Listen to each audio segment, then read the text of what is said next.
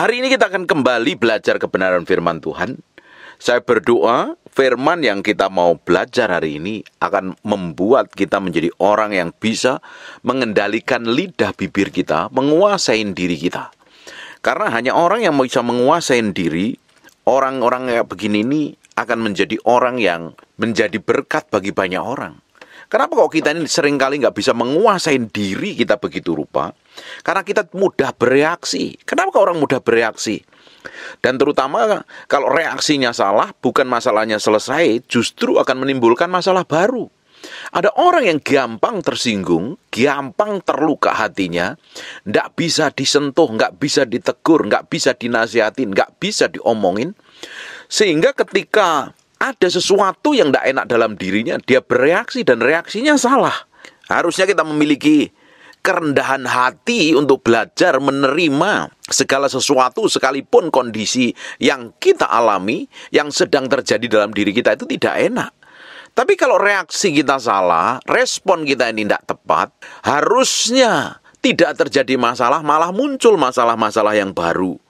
Kita meski menjadi orang yang benar-benar bisa menguasai diri dengan tepat di hadapan Tuhan. Berapa banyak persoalan yang kita hadapin dalam kehidupan kita ini karena kita seringkali bereaksi. Memang secara daging ketika ada orang yang merendahkan, orang yang menyinggung, orang yang berkata-kata buruk itu tidak enak. Tapi kalau ada orang yang berkata-kata buruk terus kita lawan dengan sikap yang buruk, kita nggak jauh beda dengan orang-orang itu loh. Harusnya kita orang yang memiliki hikmat, pengertian, dan pengetahuan, respon kita berbeda. Sikap hati kita berbeda. Yang harusnya kita sebagai anak-anak Tuhan kan menunjukkan nilai kerajaan Allah di situasi dan di kondisi yang tidak enak. Tapi kalau di dalam situasi dan kondisi yang tidak enak, kita ini bereaksi salah, nggak jauh beda dengan orang yang tidak kenal Tuhan. Apa yang membuat kita berbeda dengan mereka? Bukankah kita menjadi sama dengan orang yang tidak kenal Tuhan juga? Harusnya hari ini kita bisa ngerti kebenaran ini sehingga kita mulai bersikap berbeda, berkelakuan berbeda. Banyak orang terjebak dengan emosinya, akhirnya apa? Berurusan dengan banyak problem dan masalah. Harusnya itu tidak menjadi masalah, harusnya hidupnya damai dan tenang, tetapi karena tidak bisa menguasai diri dengan baik, ujungnya ngalami banyak persoalan, masalah yang ruwet dalam dirinya. Kita akan lihat di dalam Amsal 14 ayat 29, orang yang sabar besar pengertiannya, tetapi siapa yang cepat marah membesarkan kebodohannya. Orang yang gampang cepat marah hanya membesarkan kebodohannya. Orang yang bodoh akan terlibat banyak persoalan yang tidak penting, akan tersandung dengan berbagai persoalan. Orang yang bodoh dikuasain emosinya, dikuasain egonya, sehingga orang-orang yang gampang marah, orang yang gampang meledak, nggak bisa menguasai diri, ujungnya ketemu problem dan masalah. Di Amsal 19 ayat 19, orang yang sangat cepat marah, ini orang yang gampang marah, gampang meledak, gampang emosi, akan kena denda. Karena jika engkau hendak menolongnya, nih orang gampang marah ini, kena problem pasti, kena masalah, ujungnya pasti karena dari apa yang dia perbuat, apa yang dilakukan. Terus kalau kita tolong, akan membuat dia tambah marah. Berapa banyak ketika hubungan suami istri tidak baik, salah satunya marah, atau pihak lakinya marah, terus pihak istri juga ikut marah. Malah menjadi-jadi, bukan masalahnya selesai, tambah runyam, tambah ruwet. Justru kalau ada seseorang dalam keluarga kita ini marah, kita menjadi orang yang tenang, yang bisa menguasai diri. Bisa menguasai diri, tidak terpancing untuk marah. Banyak orang terpancing untuk marah. Ketika ada orang berkata-kata buruk tentang hidup kita, kita ingin nyerang balik dengan kata-kata buruk, bahkan yang lebih menyakitkan. Kalau kita nyerang dengan kata-kata buruk yang lebih menyakitkan, yang kita rasanya pingin balas, pingin merendahkan, kita tidak jauh beda dengan orang-orang seperti itu loh.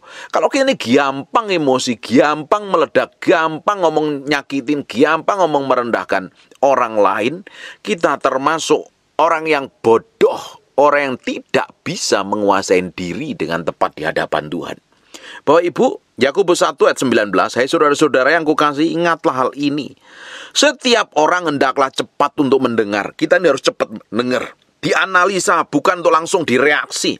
Ketika kita dengar sesuatu, kita analisa dulu, kita pikir dulu, kita timbang dulu. Ini persoalan kayak begini, kalau Yesus ngadepinnya, kira-kira apa reaksinya? Jangan kita buru-buru langsung bertindak. Orang bodoh, dengar perkataan yang menyakitkan, dengar hal yang tidak enak, cepat dengernya, dan cepat reaksinya. Justru karena kita ini jadi anak-anak Allah, harusnya kita menjadi orang yang bijaksana. Kita menjadi orang yang cepat mendengar, tetapi lambat untuk berkata-kata. Dan juga lambat untuk marah. Kenapa kok bisa lambat untuk marah? Ditimbang. Kalau aku marah, reaksinya apa?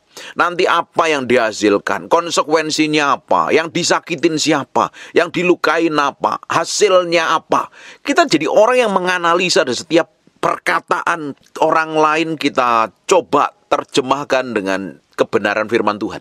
Sehingga kita nggak mau bertindak sembrono. Ini orang ngomong kayak begini nih, kata firman apa? Saya mesti bersikap seperti apa? Kalau ada orang nyakitin, orang ngelukain, orang mengkhianatin, orang memaki, orang merendahkan, tenang dulu, jangan kebawa emosi. Cocokin dengan firman. Kalau orang kayak begini nih, kalau hari ini Yesus ngadepin masalah persoalan seperti ini, Yesus kira-kira lakukan apa? Dan saya mesti lakukan apa? Menurut firman saya melakukan apa? Jadi tindakan kita ini semakin hari semakin hati-hati. Bertindak tepat sesuai dengan kebenaran firman Tuhan. Kalau kita sudah bertindak seperti itu, kita menjadi orang yang bisa menguasai diri dengan baik. Kenapa kok kita gampang meledak, gampang ngomong? Kita cepat dengar dan cepat ngomong. Saya mau belajar terus ini. Saya mau belajar lebih cepat mendengar. Kita analisa, kita cocokin dengan firman. Ini sesuai dengan kebenaran firman. Ini nyenengin hati Tuhan. Ini ngelukain orang lain. Ini untungnya apa tidak. Kita analisa, kita timbang, kita ukur dengan baik, baru kita melakukan reaksi. Makanya seringkali ketika saya khotbah saya ngomong, kalau Bapak Ibu pingin marah dengan seseorang, tanya Tuhan dulu, berdoa dulu, minta izin dulu. Ketika kita berdoa dan minta izin untuk marah sama Tuhan, ada jeda. Nah, jeda itulah kita belajar menimbang, bertindak dengan baik. Bertindak seperti yang Tuhan mau, bertindak seperti yang Tuhan inginkan. Kita seringkali kalau sudah tidak bisa mengendalikan diri, kita kepancing untuk marah dan nyakitin kata-kata kita. Padahal Alkitab katakan, saya sudah seringkali khotbahkan ini, amarah di hadapan Tuhan tidak mengerjakan apa-apa, tidak mengerjakan kebenaran. Orang yang dikuasai oleh emosi dan amarahnya biasanya malah ketemu problem. Makanya orang yang sangat cepat marah akan kena denda. Kena konsekuensinya dari marah itu apa? Masalah, persoalan. Pastinya. Orang yang ribut hubungan suami istri, kalau dua-duanya marah, masalahnya nggak selesai, malah ruwet, malah kacau, malah berantakan. Kenapa kok orang bisa marah? Kenapa kok orang bisa tersinggung? Kenapa kok orang bisa terluka? Karena dia pentingin dirinya dibanding dengan orang lain. Harga dirinya lebih tinggi dibanding dengan harusnya kita bisa menguasai diri dengan baik, malah kita tinggikan harga diri kita, akhirnya ego. Orang-orang kayak begini nih gampang sekali bereaksi salah di hadapan Tuhan. Bapak Ibu, kita harus menaruh hati kita dengan segenap hati di hadapan Tuhan. Semakin kita kenal Tuhan, semakin Tuhan akan bawa hidup kita tambah hari, tambah diubah menjadi serupa segambar dengan Tuhan. Bapak Ibu, kita akan menjadi serupa segambar dengan Kristus. Orang Kristen itu pengikut Kristus, ngikutin gaya hidup Yesus, ngikutin sikapnya Yesus, ngikutin kelakuannya Yesus. Bapak Ibu bisa bayangkan ketika Yesus dihianatin muridnya, Yudas mengkhianatin dia, apakah dia marah? Apakah dia langsung minta kirim malaikat, padahal dia adalah 100% Tuhan dan 100% manusia? Ketika dia diludahin, dihina, dicaci maki, difitnah, Yesus lakukan apa? Kalau kita ingin diubah menjadi sama seperti Yesus, kita ngikutin apa yang Yesus lakukan selama tinggal di bumi ini. Yesus pernah difitnah, Yesus pernah dituduh, pernah Yesus diludahi, pernah dihianatin, pernah diperlakukan buruk, pernah dihina, diperlakukan nggak sewajarnya. Dan dia tenang saja, padahal dia sanggup, punya kuasa, punya otoritas. Dia bisa melakukan segala pun, dia bisa perintahkan malaikat turun ke bumi, bisa sanggup. Tapi dia tidak pernah lakukan itu, dia kasih contoh sama kita. kita harusnya menghidupin gaya hidupnya Yesus. Tapi banyak orang ketika dia punya jabatan, dia punya posisi, punya uang, punya kekuasaan, ketika ada orang yang menyakitinya, dia coba serang dengan orang lain. Istilah saya, nabok nyilih tangan. Dia mau pukul, dia mau hajar orang lain dengan tangannya orang lain, bukan tangannya diri. Dia cuci tangan. Seperti apa yang dilakukan oleh Daud. Dia ingin membunuh Uria dengan tangannya orang lain. Itu jahat di hadapan Tuhan. Tapi kalau kita mau belajar merendahkan hati kita di hadapan Tuhan, orang boleh bersikap kayak apapun juga, kita tenang saja. Kita tahu bahwa kita ini orang yang diurapin Tuhan. Kita adalah orang yang disertain Tuhan. Kita adalah orang yang dipakai Tuhan. Bapak Ibu, meski ingat kembali apa yang dilakukan oleh Saulus kepada jemaat-jemaat di awal mula di Kisah Para Rasul. Saulus waktu itu belum bertobat. Dia menganiaya orang Kristen, mengejar-ngejar orang Kristen, ingin membunuhin dengan otoritas. Dia ingin membunuhin orang-orang percaya. Tetapi ketika dia jalan menuju Damsyik, dia ketemu kemuliaan Tuhan. Hidupnya tiba-tiba diubah Tuhan. Dan ketika dia terjatuh, apa yang terjadi? Tuhan ngomong, Saulus, Saulus, kenapa engkau menganiaya aku? Padahal yang dianiaya orang Kristen. Tetapi Tuhan yang tersakitin, Tuhan yang terluka. Kita tahu hari ini, kalau kita ini sedang teraniaya, lah posisimu benar di hadapan Tuhan, kita nggak perlu bela diri, kita nggak perlu membenarkan diri, kita nggak perlu nyerang balik, kita nggak memperlakukan orang yang memperlakukan buruk kita ini lebih buruk. Kita cukup tenang saja, kita serahkan sama Tuhan, kita beri hati kita sepenuhnya sama Tuhan, dan Tuhan sanggup memulihkan kehidupan kita. Jalan terus sama Tuhan, tidak perlu pusing, tidak perlu stres, tidak perlu bingung. Tuhan yang menjadi pembela kita. Kita harus belajar menjadi orang yang rendah hati. Nah Bapak Ibu, kita ini harus belajar menjadi orang yang naruh hati ini sepenuhnya di hadapan Tuhan. Kalau kita dapat perlakuan jelek, kita dapat perlakuan buruk, kita belajar berserah sama Tuhan. Jangan buru-buru bereaksi. Jangan buru-buru kita melakukan pembalasan. Belajar merendahkan hati di hadapan Tuhan. Di Amsal 29 ayat 23, keangkuhan merendahkan orang, tetapi orang yang rendah hati menerima pujian. Kalau kita menjadi orang yang angkuh itu adalah orang yang selalu merasa dirinya paling benar, paling hebat, paling harus dihormatin, paling harus dihargain, paling harus dipuji. Ketika nggak dapat pujian, ketika nggak dapat penghargaan, ketika nggak dapat perlakuan balik, dia menjadi orang yang belagu. Dia ingin melakukan orang yang memperlakukan dirinya tidak terhormat tadi dengan perlakuan buruk. Dan orang-orang kayak begini ini ujungnya hanya membuat orang lain terluka. Dan orang-orang yang angkuh itu senangnya merendahkan orang lain, nganggep orang lain itu bukan siapa-siapa dan bukan apa. Hubungan suami istri pun kalau pasanganmu salah satunya angkuh, engkau gampang direndahkan, engkau gampang dicaci maki, engkau nggak dihargain. Dan orang-orang kayak begini ini akan menjadi orang yang jadi batu sandungan, bukan jadi berkat. Kalau Bapak Ibu memiliki sikap hati yang seperti ini, belajar menguasai diri dengan baik. Perhatikan, tetapi orang yang rendah hati menerima pujian. Kalau orang menerima pujian, artinya apa yang dilakukan, apa yang diperbuatnya baik, menjadi berkat bagi banyak orang. Kita mesti ingat bahwa panggilan hidup kita itu menjadi berkat, bukan menjadi kutuk atau menjadi batu sandungan. Tuhan panggil kita, dipulihkan, diberkatin untuk menjadi berkat bagi banyak orang. Dan kita akan menjadi orang yang terus diubahkan, menjadi serupa segambar dengan Tuhan. Kita lihat di Amsal 18 ayat yang ke-12. Tinggi hati mendahului kehancuran, tetapi kerendahan hati mendahului kehormatan. Dan Tuhan benci sekali dengan orang yang meninggikan dirinya begitu rupa.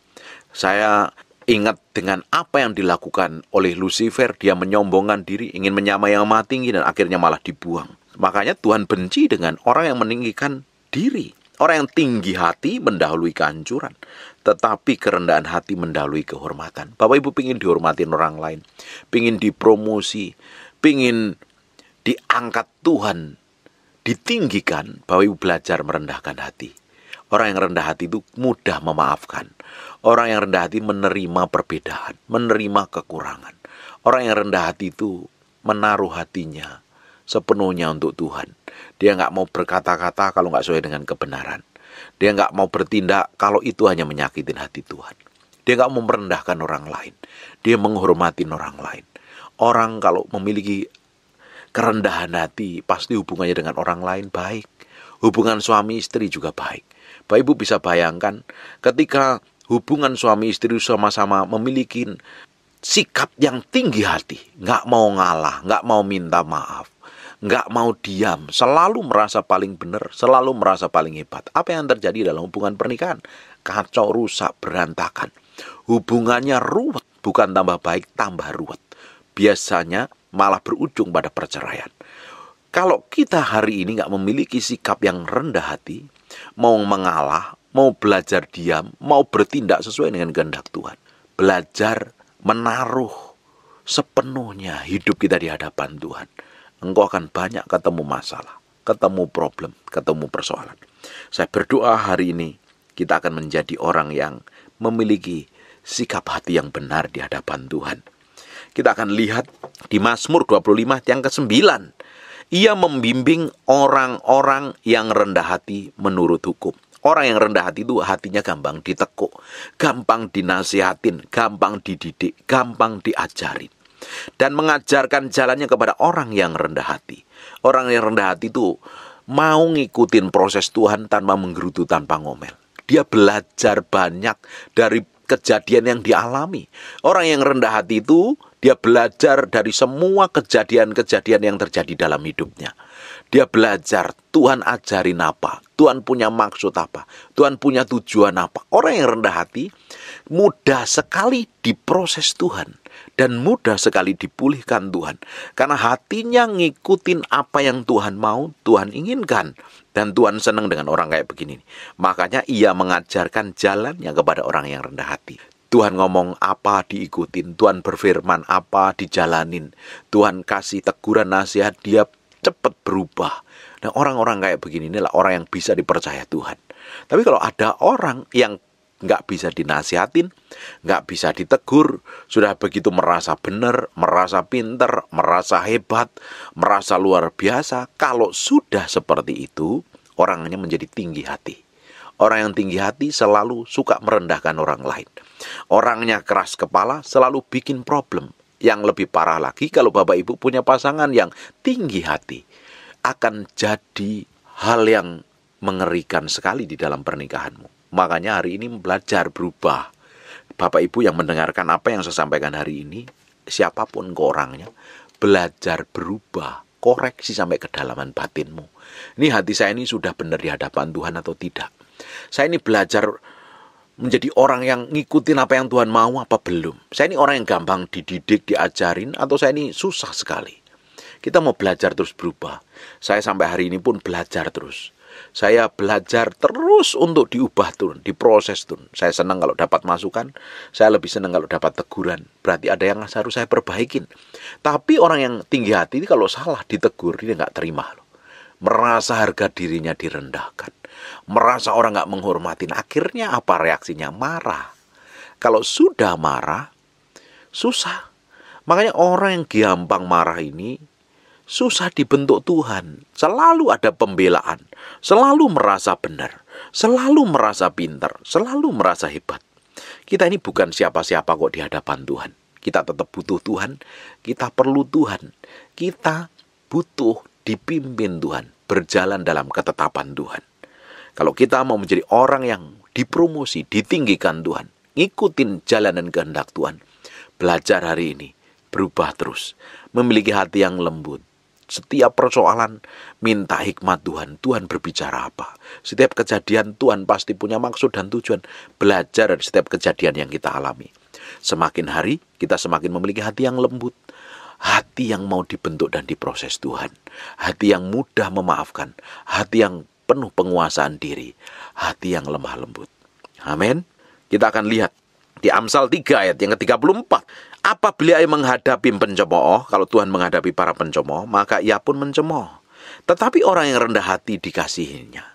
Kalau Bapak Ibu ingin dikasihani Tuhan, dapat favor Tuhan, dapat kemurahan Tuhan, dapat perkenanan Tuhan, dapat perlakuan yang spesial dari Tuhan, miliki sikap hati yang rendah hati di hadapan Tuhan. Sikap hati yang benar-benar mau dibentuk, diproses Tuhan. Jangan terus keras kepala, keras hati, benarnya sendiri. Kalau banyak orang memiliki sikap hati yang seperti ini, susah dipromosi, susah ditinggikan. Kalau hari ini kita ini menjadi orang yang benar karepe dhewe gitu, kita bukan malah menikmatin berkat Tuhan loh. Justru kita akan mengalami hal-hal yang membuat kita dipermalukan. Apabila menghadapi pencemooh, kalau Tuhan menghadapi pencemooh, Tuhan pun akan memperlakukan pencemooh seperti pencemooh. Tetapi orang yang rendah hati dikasihaninya. Orang yang rendah hati dikasihaninya. Bapak Ibu, kita akan belajar terus. Berubah dari hari ke hari menjadi serupa segambar dengan Tuhan. Amsal 11 ayat yang kedua. Jikalau keangkuhan tiba, tiba juga cemooh, tetapi hikmat ada pada orang yang rendah hati. Ternyata orang yang rendah hati memiliki hikmat, memiliki penguasaan diri. Ya, kita akan lihat orang yang rendah hati akan dipromosi Tuhan. Kita akan lihat di Amsal 18 ayat yang ke-12. Kita kembali ke Amsal 18 ayat 12. Tinggi hati mendahului kehancuran, tetapi kerendahan hati mendahului kehormatan. Ujungnya akan mengalami promosi dan peninggian di hadapan Tuhan. Bapak Ibu, kekristenan ngikutin gaya hidupnya Yesus. Segala sesuatu yang masih kita lakukan, yang kita perbuat yang tidak sesuai dengan perbuatan yang dilakukan Yesus, tinggalkan. Butuh proses, butuh kemauan, butuh komitmen. Belajar terus, belajar. Semakin hari semakin diubahkan. Menjadi serupa segambar dengan Tuhan. Kita komitmen mulai hari ini. Mengizinkan Tuhan memproses, membentuk hati kita untuk diubah menjadi serupa dengan gambarannya. Amin. Tutup matamu, tutup Alkitabmu, kita berdoa. Terima kasih. Terus kerjakan sesuatu yang ilahi dalam hidup kami. Bentuk proses, ubahkan kami menjadi orang yang memiliki pengendalian diri, penguasaan diri. Belajar kami menaruh hati kami sepenuhnya di hadapan Tuhan. Bahwa kami terus menjadi serupa segambar dengan Engkau. Kami materaikan firman-Mu dengan darah anak domba Allah, nempel dalam loh batin kami yang paling dalam. Bahwa terus kami berjalan dari kemuliaan satu pada kemuliaan yang lain, Tuhan. Hamba-Mu berdoa untuk orang yang rajin mendengar firman yang Mu sampaikan. Berkati pekerjaan usaha, apapun yang dikerjakan tangannya Tuhan bikin berhasil. Hamba berdoa anugerah dan kasih karunia Tuhan melimpah-limpah dalam hidupnya. Terima kasih Tuhan, kami kembalikan segala pujian pengagungan buat Raja kami yang maha mulia. Dalam nama Tuhan Yesus kami berdoa dan mengucap syukur. Anugerah dan kemurahan-Mu melimpah dalam kehidupan kami. Kami berdoa untuk orang yang sakit dan mengalami kelemahan tubuh, oleh bilur Yesus, oleh darah Yesus. Jadilah engkau tahir, jadilah engkau sehat, jadilah engkau sembuh. Dalam nama Yesus kami berdoa dan mengucap syukur. Haleluya. Amin. And God bless you. Percuma kalau kita datang ibadah ini, kalau Bapak Ibu nggak terima sesuatu. Bapak Ibu akan terima sesuatu ketika roh Tuhan mengurapimu. Engkau pulang jadi orang yang diurapin Tuhan. Bangkit beri sama-sama.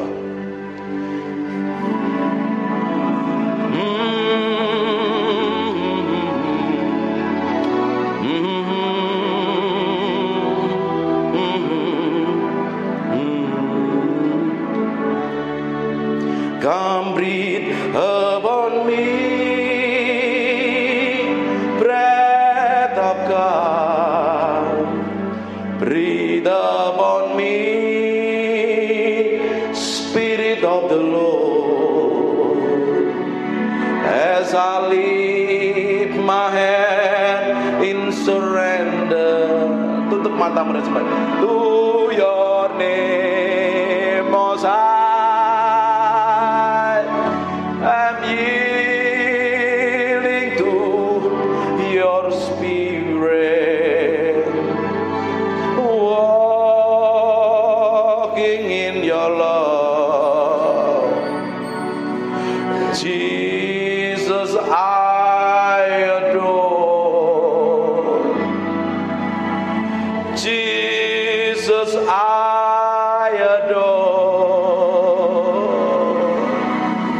Jesus, I adore your holy name.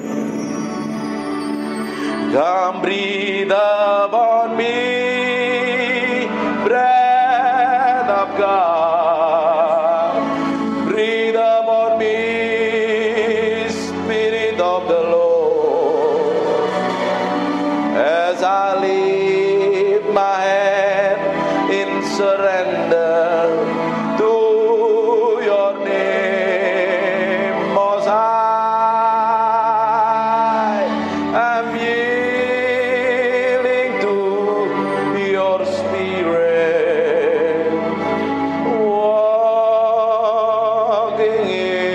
Ya Allah, Jesus I adore,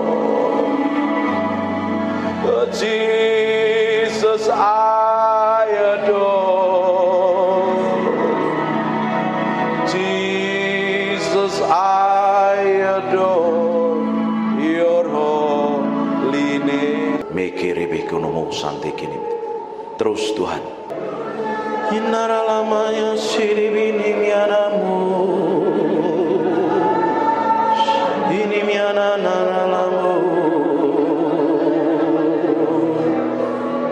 Terus angkat suaramu sembah Dia. Maka namanya sirimiana nama. Terus sembah Dia. Nyanyikan mazmur yang keluar dari hatimu, sembah Dia.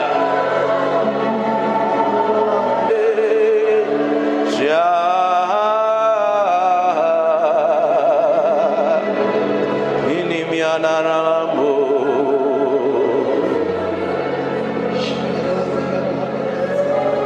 Terus Tuhan, biar pengurapan-Mu turun dalam ruangan ini.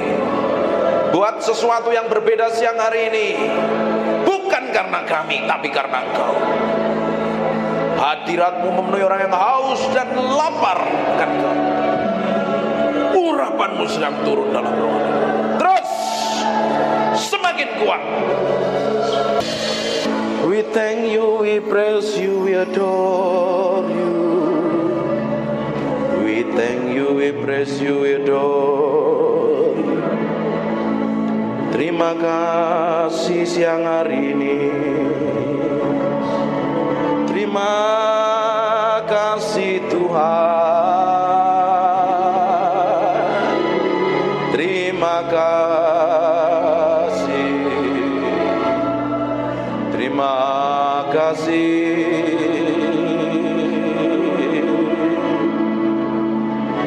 Di dalam hadirat-Mu kami diupahkan mengenal Engkau. Di dalam hadirat-Mu kami mencintai-Mu.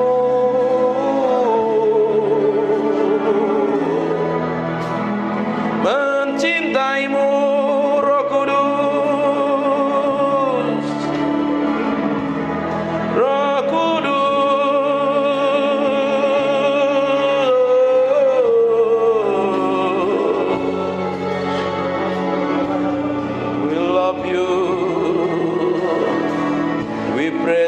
Adore you.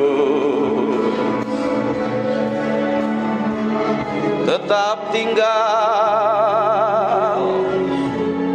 di dalam hadirat-Mu, sebab kami mencintai-Mu. Oh Tuhan,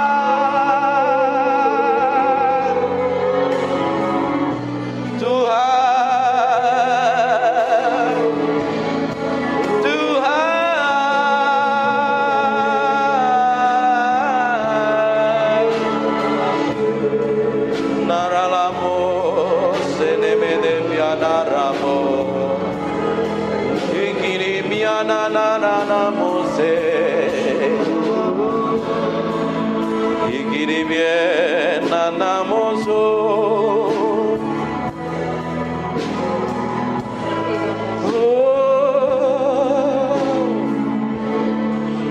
We praise you, we praise you, we praise you.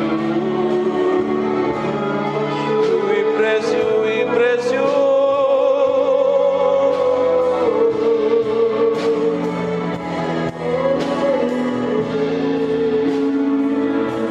Berlama-lama dalam hadirat-Mu,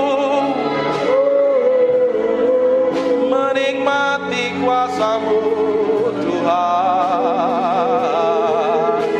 Tuhan, oh, inananaramore, ikinemiananaranamo. Terima kasih Tuhan. Biar roh hikmat wahyu turun di antara kami, menyingkapkan pribadimu yang ajaib, sehingga kami mengerti kehendak-Mu, berjalan dalam pusat hati-Mu, oh Tuhan. Siang hari ini urapi kami semua tanpa terkecuali. Kami adalah orang yang mencintai-Mu dan mengasihi-Mu.